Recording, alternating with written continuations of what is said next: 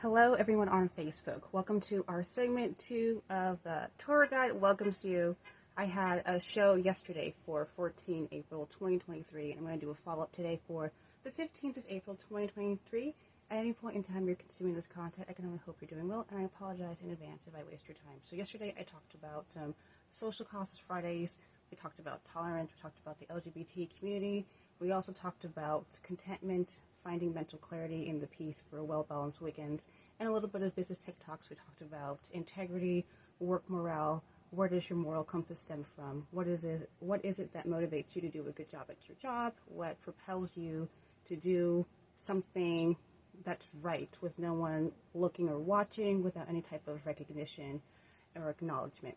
So I wanted to do a follow-up because I know the video in itself yesterday by itself, standalone, without any other context of who I am and my background, is just going to go floating around the ether of the black hole of the interwebs and paint it as if I'm tolerating lifestyles that aren't congruent with my personal convictions, my faith, or any type of societal conventions or norms.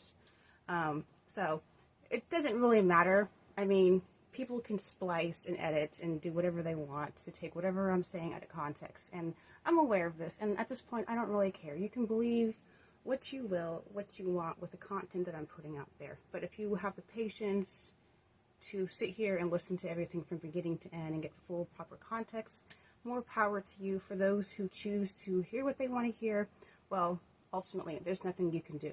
So I needed to bring clarification to a couple of topics. So I talked about the LGBT community, and pretty much in a nutshell, short or abridged version, if you accept homosexuality, same-sex relations, you also have to essentially accept any other deviation that goes against conventional procreation.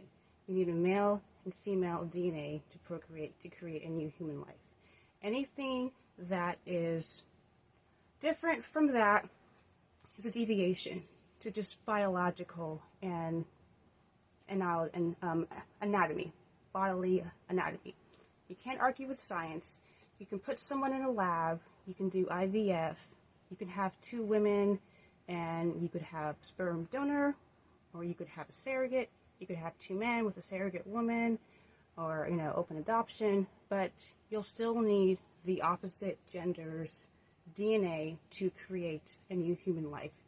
And I remember there was Proposition 8 in California, the state that I'm currently living in, and a lot of people were very, very upset with the conservative group because they did not support the same-sex marriage law that they were trying to approve. And the Christian groups and audience were saying that it's a slippery slope, and they were saying, no, this is about love, this is about tolerance. And yesterday, I just, again, made a quick blanket statement saying that this is just the facts. These are just the repercussions or the consequences of allowing that one deviation. Because once you accept that and say love is love, then inevitably society, logically, is going to have to accept every other deviation. And of course we're getting the arguments saying, oh no, that would never happen. We would never let minor attracted people or MAPS to be part of the community. We would never allow, interspecies relations. We would never allow polygamy or whatever else. That's what they were saying. That wouldn't happen. We wouldn't allow that. And a lot of the conservatives and old school Democrats and conservative homosexuals were like, this is a problem. And again, yesterday I brought up studying history and patterns and learning about the collapse of civilizations, pretty much discussing the prediction of when a civilization or a great nation or society was on the brink of collapse.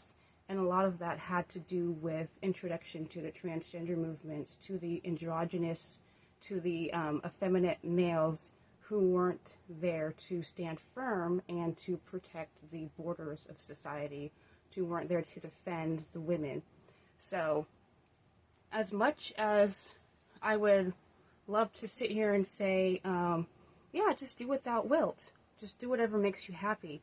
Just, yeah, like love is love. As much as I would love to sit there and say that in theory, and that's pretty much what I was saying yesterday. Again, everything was in theory. That's just the way that society's trending. This is just what's currently going on without any disclaimer. I have to add on to that and say, and people who are on my page, people who follow me, people who see the kind of content that I post, you know that I'm ultra conservative Christian in principles, and I have a firm foundation in my biblical beliefs and understanding about that. So I don't condone a lot of it. Again, this is just going again off of biblical principles and what we've already seen in the past. None of these ideas are new or original, or as they call it, progressive. It's not progressive. It's regressive. You're going backwards. And I discovered these truths back in 2019, actually more like 2017. So I wanted to take this time, and I apologize in advance if this is going to be longer than what you're used to, probably maybe 30 minutes of me rambling on. But again, if you have the patience and the understanding of what I'm trying to express, I truly hope that you understand where I'm coming from. And I don't want to, again, I said this yesterday, I don't want to cause any disrespect. I'm not trying to say that your life is wrong and how you choose to love is wrong. At the same time, though, we need to look at the bigger picture and the full societal effects of the decisions that you're making and how it affects everyone in the long run. Each individual person in their life contributes to society, positive, negative, whatever. You still contribute to society, whether or not you feel your life is any of worth, importance, or any value or not. It's irrelevant to what you truly think and believe. Again, if we're looking at the bigger scheme of things. So, again, I did some research back in 2017, and I discovered some things which totally changed my perspective. But once upon a time, I was very far left. I called myself a blue dog, which is a conservative Democrat. And essentially, I still am, because I genuinely believe, and I know it's true, I read 1 John every single night. I'm trying to memorize the entire book. And the reoccurring theme of the book of 1 John is to love, not to have any hate in your heart, and to love your fellow man. If you believe in God, whom you've not seen, then, you cannot hate your brother whom you have seen. It's like the reoccurring book in the New Testament, or theme of the New Testament, is to truly love. And so this isn't me coming out being hateful. Like, I'll talk with you. I'll hang out with you. I'll support you. I'm there for you. I don't really care what you do in the privacy of your home, but we need to talk about, again, the bigger picture. And I said, we are regressing back. Okay, so they've already had, and I'm not sure if anyone's seen it, there's been pottery, cave drawings, depictions of different types of sexual relations with people and with animals. I'll just put it that, interspecies stuff. This isn't new. In certain countries, even today, in modern day society, you've got certain ethnic groups, racial background, religious convictions, whatever, where you are allowed to have, child sex slaves, young boys, who is there, their purpose there is to satiate those desires. That still happens today in some cultures, but it's nothing new. So when we hear about people being loving and tolerant and we need to be progressive, what we're doing is actually bringing a lot of, pagan mindsets, and we're accepting it as this is just how some people love and express themselves. 2017, I had delivered twins, and I went through a huge emotional roller coaster. I've shared this before, it was just one of those hormonal upheavals. And I was very uncomfortable in my own skin. I was uncomfortable in my identity as a woman, and just to be flat out with you, I was just angry at God because I was beginning to really feel and understand the heaviness of human nature and humanity and what women go through and what they've gone through over the course of mankind, and studying the Old Testament and what has happened. And I was just very, very angry, and I empathized severely and heavily with the feminist movement, and I didn't want to have, I wanted to be in control of my life. I didn't want to be dependent on a man. I didn't want the need protection. I didn't want to be weak or vulnerable. I didn't want to be essentially succumbed to hormones. You know, like, why did I have this drive to have children in the back of my mind when it's like, I just want to be a whole person without feeling I'm being forced into something that I don't want to be forced into. I want to just exist, and I felt like God was an oppressive, tyrant who didn't love his creation, and women, I didn't understand why he even made females. I felt like we were just a man's possession to be exchanged and used for procreation. I didn't want to have anything to do with that. I'm like, this is an unloving God who's just forcing these things on people. We're here on earth to suffer, and there's no point into it other than, like, it is because it is. So I was forced to do extensive research into the history of the different religions and why it is that we are where we are at today. And I discovered, because again, I told you early on that I was originally extremely liberal, and I was big on the loving and the tolerance, and you just need to accept people for who they are and don't get into their business. They can do what they want to do.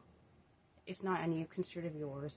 Love is love. I was big on that and supported a lot of the communities. And at one point in time, despite being raised Christian and at one point in time pro-life, I had switched over to pro-choice because I'm just like, life's hard and it's not really anyone's business, and you don't concern yourself with someone else is doing. Like, just stay out of it was my mindset. So through the research and studying like ancient China and more of the Middle Eastern religious groups, and the history of paganism and the Baal worship, and then the animal sacrifice, the children sacrifice, and learning about multiple wives and harems and concubines and all of that stuff, really listening to podcasts and learning about human nature, I came to the conclusion that yes, it's important that we love. A lot of people love quoting 1 Corinthians 13, the love is patient. I even brought it up here in my Bible. So 13, starting in verse 4, let me start back up here.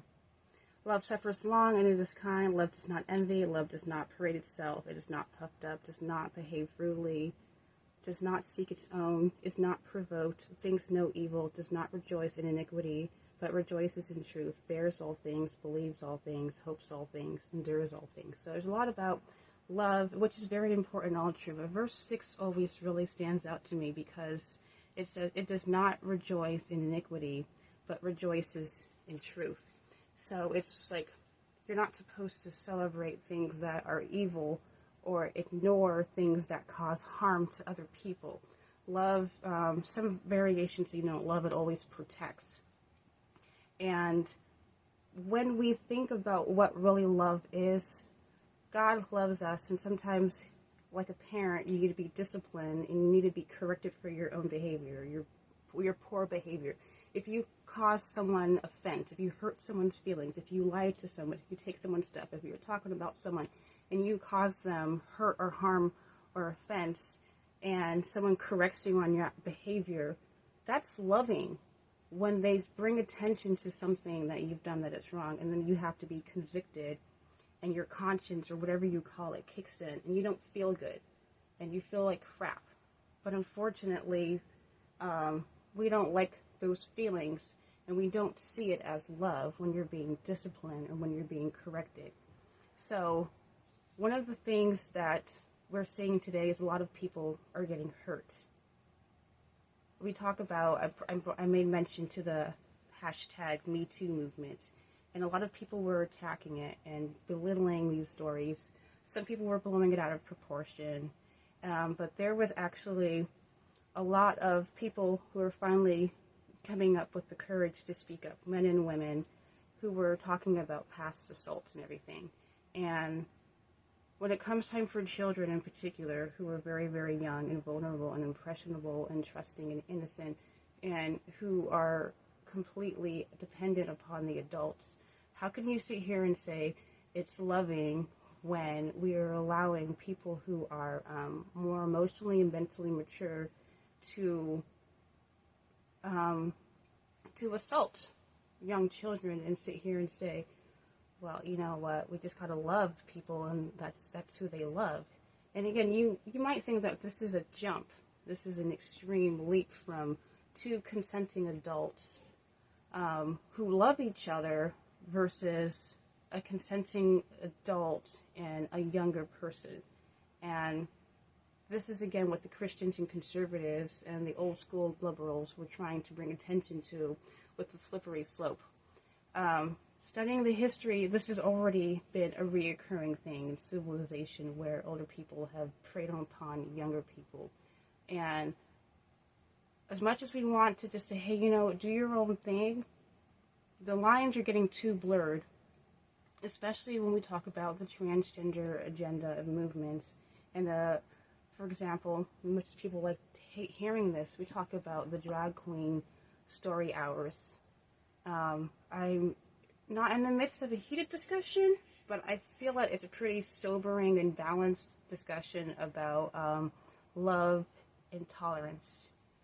And let me just put it bluntly. Nobody cares what you do. If you want to dress up like a woman and wear makeup, sure, fine. There is absolutely no reason why you need to specifically seek a child audience. Because what you are doing is implanting ideas into these young children's heads that they need to be provocative, they need to be beautiful, they need to use these aesthetics and features to feel a certain way about themselves. It's one thing to have dress up and play and like put on plays and performances and everything. The thing is, though, what we're discovering is a lot of the people who are participating in these events are already registered offenders who've already been in the system, who are still getting access to children. What we're seeing now is children are adopting these ideas, and we've seen the hormone therapy where young people are questioning their identity, they're not sure, and they're being pulled in different emotional directions, and it's not something that is healthy, where they need to be focusing their time and attention on. We need to just allow them to be who they are.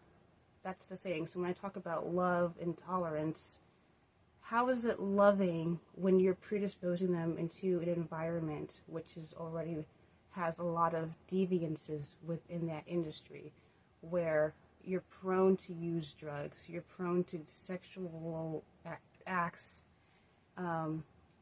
where sexually transmitted diseases are exchanged, where a lot of the younger audiences are easily and more susceptible to assault. I'm just finding it difficult to see how this is loving when there's a lot of destructions. I don't often hear, how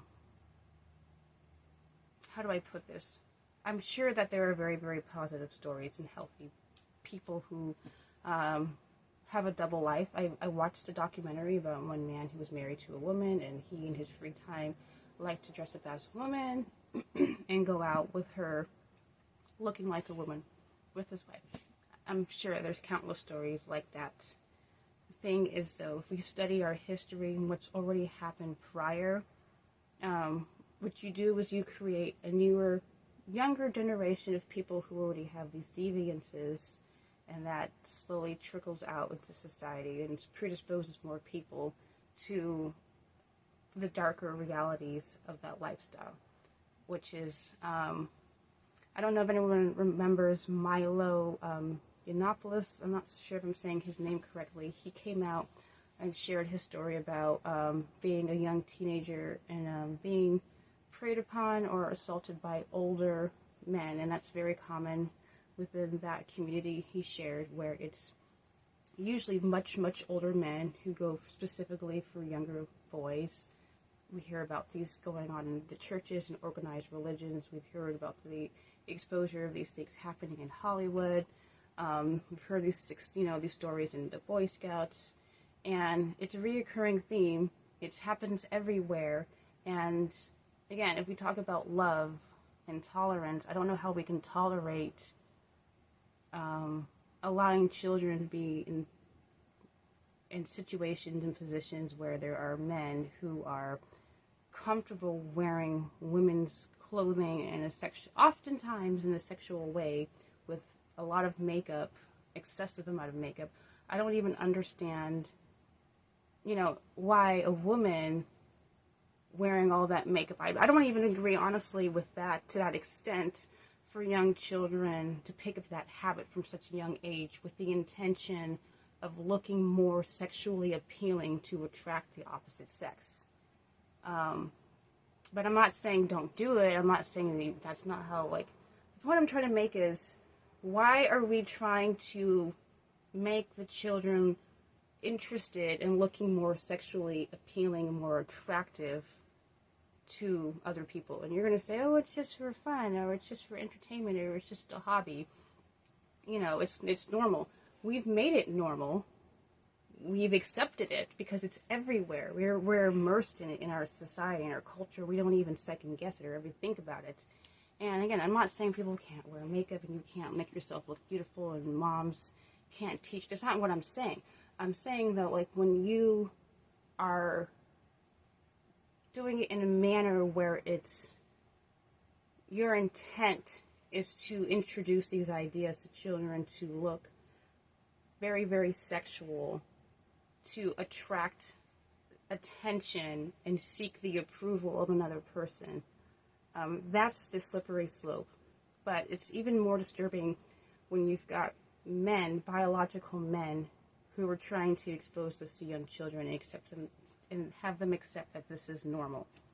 So that's part of a slippery slope. And then now we're seeing a mass amount of young children who are confused about their gender identity, and they're taking irreversible, procedures that's completely going to change their future, where they're not going to be able to have children. Their body wasn't even allowed to experience any type of natural puberty or any type of natural hormones. So again, talking about the love and tolerance, love also always protects, and it doesn't rejoice in iniquity. It doesn't rejoice in things that are bad or harmful. And if you're a loving person, then you would do everything you could to allow a child to grow up to who they want to be, just naturally. And these predators and these groomers, I'm going to use those words because what you're doing is trying to make it completely normal and saying, oh, we're just having fun, we're just doing dress up. Again, you need to study your history and look what has already happened in civilizations prior, when you have a mass amount of your young adults, the men, who are effeminate, and they're not defending the honor of women. So let me transition, because I brought this up briefly. The speaker yesterday, I had shared some videos on my YouTube, or from YouTube onto my Facebook page. This woman, she's openly atheist, she's an educator, and she talked about the prediction of the collapse of society and the acceptance of the transgender movement. It is one of the signs of a collapsed society, or society collapsing on itself. And the thing is, though, is when you victimize or vilify men, strong masculine men, and accuse them of being toxic, accuse men and their way of being natural and true to themselves as being toxic, that creates more of this fracture of society. The trust in men is weakened. They are made to feel inferior, and they have less of a motivation or incentive to protect the women. Women, single-parent households, more single mothers are raising young men, and the propensity or the increased rates or risks of, these young men themselves becoming homosexuals, being attracted to men, increases, or they don't have any accountability or a father figure. Again, we're talking about the discipline, the correcting behavior, the protecting them and giving them the discipline to know how to treat a woman and how to protect a woman. Unfortunately, we create more of the actual toxicity that women don't like. You create men who don't know how to treat women because they were never taught by another man how to treat a woman. So they don't take their, often, not always, but if you don't have a lot of positive male figures, statistically speaking, the chances of these men becoming assailants and assaulting women increases. So again, when we talk about the collapse of society, we've got men who are very, very effeminate and weak, who don't know how to fight, who don't want to fight, who would rather be a woman, who are ashamed of their strength and their ability, or they don't even realize that they are supposed to be protecting and defending communities or helping to build communities. What you have is a whole bunch of weak, mentally and physically men, more effeminate homosexual men, and a society where it's about fulfilling your desires and your vices and your interests, your sexual satiation. You are more predisposed to just wanting to indulge in your vices because you don't have the foundation, the mental, emotional foundation to work hard, to sacrifice, to defend and protect. And what often happens is when that happens, there's another greater force that enslaves that society. Or, again, we talk about infertility. If you have all these androgynous people who are isolating themselves, we talk about a little bit of the pornography addiction and fulfilling your just desires for self-pleasure, that breaks up and dismantles family units, and people aren't interested in procreating. They're not interested in building a family or protecting it or helping society sustain itself. So you have a smaller population. The infrastructure system is completely dismantled because you don't have enough bodies to care for the aging and dying people in society. It'll look like an upside down triangle when you have too many elderly people and not enough other people, younger generations, to take care and sustain that. So everything is shrunk down. The workforce is limited and there's not enough people to work. So there's less jobs, there's less financial opportunities, there's just less of everything. And that, again, is the crippling and dismantlement of society. And, again, tolerance, we understand that people love people who they love. Understand that in theory. We get it. You know, your feelings and your emotions are very, very strong, and that's why we have the different communities and the different churches. So I was going to talk about more about protecting women specifically. So there are some things that I'm going to have to retract a little bit. I was talking briefly about the speaker from yesterday that I posted on YouTube. She shared that she's an old school feminist. Second wave and up feminism, she doesn't support the bashing of males, the saying that they're the problem. She doesn't support that. She wanted women to be elevated up to the same position of men, for them to bring out the talent, the natural talent and intelligence that women have, and bring them up to the platform on the same level of men. Nowhere does she support disrespecting the male or anything that he's contributed to society, which is to help build it and sustain it and protect the women. Not all of the stories are positive and great, and we've seen how oppression works, and we've seen how actual toxic men can cause serious problems to women. But she brings to the attention is that when she was in college, they had a women's dorm and then they had the men's. The men were allowed to stay out as long as they wanted and do whatever they want. Whereas the women in the females' dormitory, they had a curfew at 11 o'clock. They had to check in, sign in, and make sure that they were indoors at 11 because they were, she said they were also coming out of one of the, I think it was World War II, some war. They, people in our current generation have not really seen the ramifications of what war can do to society and to communities at that time, at least, or prior to what we're seeing today.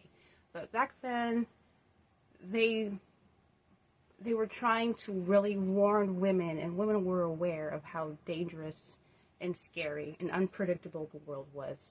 She was saying that they were pretty much saying, we don't want our young women out there getting raped. We don't want you assaulted. We're trying to protect you. So you have to be back here at curfew by 11 o'clock. And that was standard, where for the women specifically, they took over some of the parental control or parental power or oversight on these young women and made sure that they were protected, because there is a difference in the sexes, in the genders. It's not, people want equal rights, and every person deserves to be treated equally. Well, I shouldn't say treated. Here's the difference. You do have equal rights, but the treatment, unfortunately, cannot be equal. Let's just be realistic. There is a difference in the genders. So something that I'm going to have to kind of redact is, I was posting videos about what's going on in Iran, and bringing awareness to what's happening with women, and it's against the law for people to dance in the streets or publicly. There's a lot of rules and regulations that they have over there. Some of them are very, very oppressive. We're hearing some really terrible stories going on, and this I'm going to say extremely tentatively, and there's no easy way to put it, but again, I'm just going to be realistic. There's a difference in the genders, and compared to what we had back in the day, where men used to protect women, whether or not it was their own sister or mother or cousin, they were just known to protect women more so, and look out for them.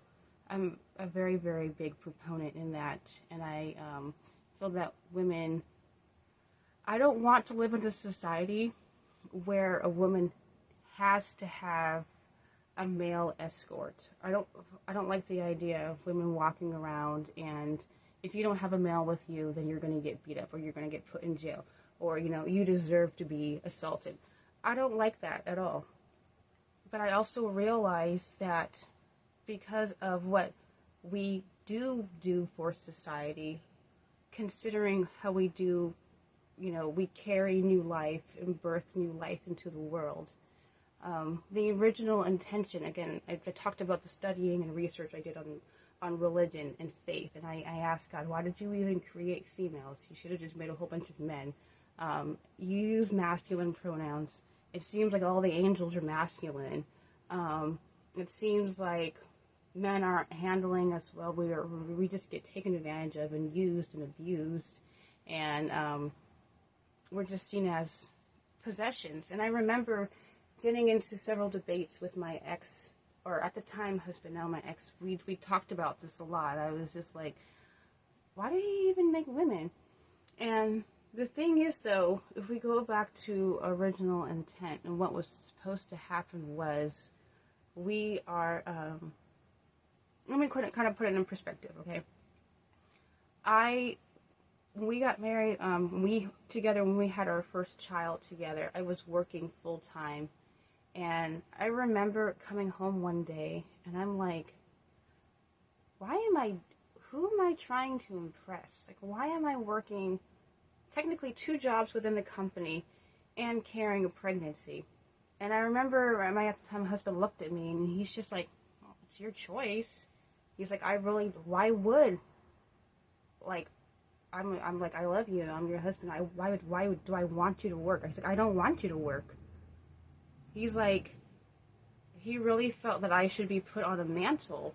He's like, why would you take a beautiful vase and use it to, and shovel horse manure in it? He's like, that's not how I feel about you. And there's the famous Don Cherry an NHL commentator from Canada who believed that, he's like, I don't believe men and women are equal. He's like, I believe women should be put on a pedestal. You know, I believe women are above men and that we should take care of them and treasure them because that he felt that women were a gift to men and that we were to be cared for and cherished, not because, you know, like we're a heavy burden that society has to deal with. The intention was like, you are a gift, you are prized, not like as a possession, but something that definitely needed to be cared for, invested in, nurtured, and taken care of, because you are a valuable asset to society. You carry life into the world. Like if we compare Christianity, Christ is like the bridegroom, and then the church is his bride. Like, he was willing to lay his life down and die and sacrifice. And once upon a time, men were willing to die and sacrifice for their family. If you watch a lot of romance movies or read those romance books, what compels the male or masculine character to completely act out of character? Usually when he's trying to defend the honor of his woman, when he's trying to rescue her in a hostage situation, you know, when you find out, like, oh, so-and-so's wife or his wife's gone, you know, they go on this crazy tirade, you know, that movie, Oh Brother, Where Art Thou? Throughout the movie, he's trying to rekindle with his wife. He's trying to reconnect with his woman. We love stories like that. We love those romance novels. But the thing is that we don't seem to love it in real life. We don't really seem to see the value in what a woman is and their role is. And I don't know all the details of what's going on in Iran. I don't know all their laws and everything, but I just feel like if we are not careful, we don't really protect women, we're just pretty much leaving them out to, like, get attacked openly. Like, just, okay, well, you don't want to cover up, or you don't want to be more modest or conservative. At a certain point, you know, it's the woman's choice, because I was talking about that college professor earlier, the atheist who was talking about the dorms and the women's dorms. She shared that it was those women who were saying, we want the choice. We don't want you in our business telling us when we can come home or we can't. Like, we want to go out into the world and risk it and just do what we want. So that's where it's now society is at a point where when they had that whole boom of the hashtag Me Too movement, and women were coming out talking about what happened to them and they just kept it to themselves, it's really disheartening when you hear about the generation prior where it's like, well, we wanted to protect you because we knew how evil the world was, but the women made the choice and say, we don't want your protection. And we just want men not to assault women. And it's really unfortunate where it's like, again, that's when I was going through my phase of, I guess you could use the term postpartum depression, where I was on that search of, why is the world the way it is, God, where women, like that Cyndi Lauper song, girls just want to have fun. If you really listen to the lyrics, she just wants to go out, walk in the sun, be free, and not have to worry about, like, is this guy going to hurt me? So it's just this constant back and forth where we're talking about love and tolerance and what a man's role is. So when I hear stories about grown men, biological men, who choose to wear sexualized women's clothing with excessive makeup to make themselves look more sexually attractive and more appealing, and they seek the attention in the audience and the company of younger children, I'm just kind of scratching my head trying to figure out what happened to their role in protecting women and children from predators. Like, really think about what makes a society possible. We have machines, we have appliances, we have the technology. Technically, women at this point in our current era technically does not need a man to survive. Whereas back in the day, if you didn't have a male heir or a husband or some type of close kin, like in the book of Ruth, Or the story of, oh my goodness, was it Judah and his daughter-in-law Tamar? You know, the situation she was in where she kind of like tricked her father-in-law into sleeping with her. She disguised herself as a prostitute because two of her husbands had died, two of his sons had died, and he promised her, oh yeah, and the next son when he gets old, older, you can marry her. And he didn't fulfill that, so she tricked him into hooking up with her to conceive a child. You know, like that's sad. That breaks my heart that stuff like happened where they had to have someone protect them, and they needed the male heir for. That's just the culture in society, and that happens in other countries around the world. And unfortunately, probably here in the United States, we hear about the child brides, the arranged marriages, and people who are in bad circumstances where they have to have a male. But the thing is, we are in a modern day society where women don't necessarily need a guy. But the thing is, though, because of the difference of the genders and what, again, talking about God's original design and intent, we were supposed to complement one another. We were supposed to complete one another. We were supposed to be essentially, again, if we were going back, my closest understanding to religion and the Christian faith and the understanding the union of male and female is God's at the head. You've got like a triangle. God's at the head. You've got the woman over here. You've got the man. And as they come closer and closer together, it ends up being like just one. When two become one, and they're connected to God. It's like literally you've got two people becoming one, and then that union is supposed to be, it's the closest replication, it's the closest love that can be comparable to the love that God has is for his creation. It's the closest feeling that they can compare to the love that you have for your spouse, the love that you have for your woman or your man is just a small sliver in comparison of God's love that he has for each person, his child, his children here on earth, which is who we are. We are God's children. So when I hear about all these deviances where people are like, I'm going to do my own thing, or like, I don't need God, or I don't need a man, or I don't need a woman, it truly breaks my heart. Because again, I went through the emotions. I was raised liberal. I became conservative. I had my children. I became very, very angry and despondent with life. And I hated it. I was like, I get why the feminists are angry. Like, screw men. You just use us. You don't need us. And I'm like, but that's not what was intended. Despite what I'm going through, despite what the world is seeing, this is why we study our history. This is why we read our Bibles. This is why we learn from the mistakes of other people. This is why we hear these stories. And we're just like, what is going on? Like, we have everything that we need. But we still are completely confused. We still don't know what we're doing or why we're doing it, and we still are at war with the sexes and genders, and it doesn't need to be. But as far as love and tolerance goes, I love everyone. I love humankind. I love humans. I love human beings. But there does need to be clearer defining rules and laws and regulations to protect the innocent who are not mature mentally, emotionally, physically, who are not on the same level. And each child develops differently. Each child has a different mental maturity, emotional maturity, etc., etc., etc. It is up to the parents to determine that, but there are other factors and forces at play who are trying to disrupt that, the parental rights as a parent to decide what's right for their child. And so this is where it goes back into society and looking at the bigger picture and what happens when everything starts to fall apart and dismantle and the lines are getting too blurred. You can't define your gender. You can't define your age.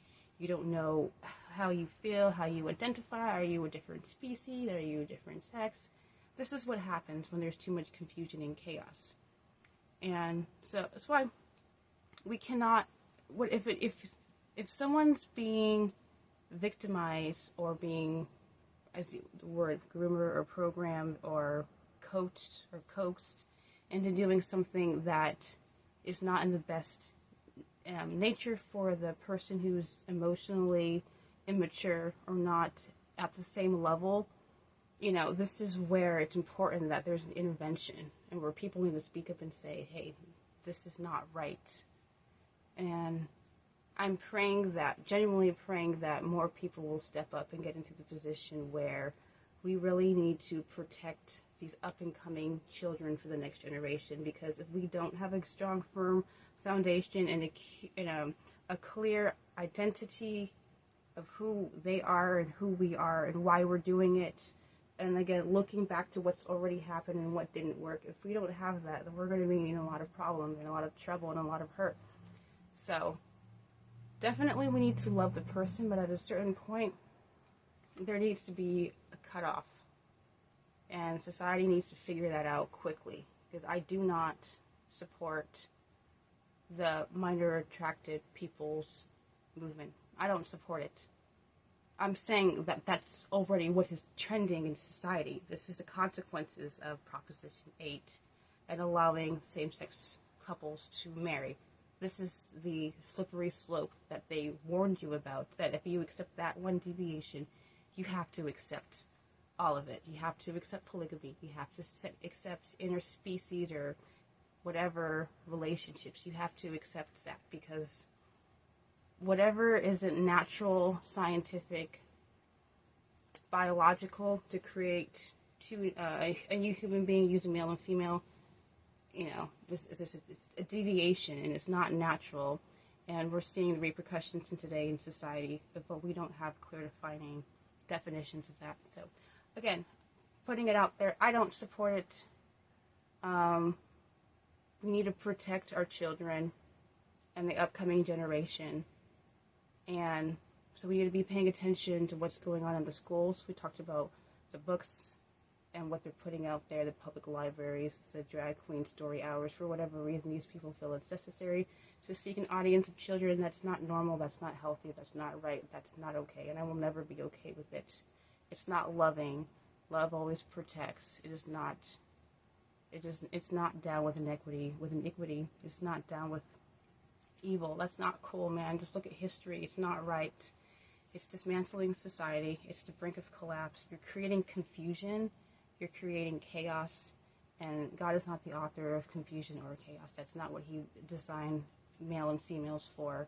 It was very, very clear in the very, very beginning. There's a reason why there's male and female anatomy, and it works.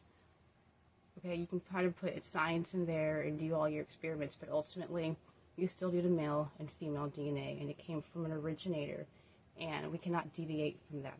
Always love the person. There's no hate. We don't hate the people. We just hate the consequences of what happens when you deviate away from it, and what we're seeing in society, where it's not safe for women, it's not safe for children, and we've got people who have more depression, more anxiety, different drugs, and addictions, sexually transmitted diseases, broken homes, higher suicide rates. How is this progressive? How is this happy? How are people sitting here and saying, I'm happy with my life, when you need to get doped up or drugged or, have sex with multiple partners or get hyped up on whatever you're taking, to feel complete or whole or happy? This isn't normal. It isn't right. And it's not going to end well if there isn't quick corrective action and clear defining rules and regulations. So with that, I've been your host, the tour guide. At any point in time you're consuming this content, I can only hope you're doing well. Thank you for tuning in, and as always, God's peace.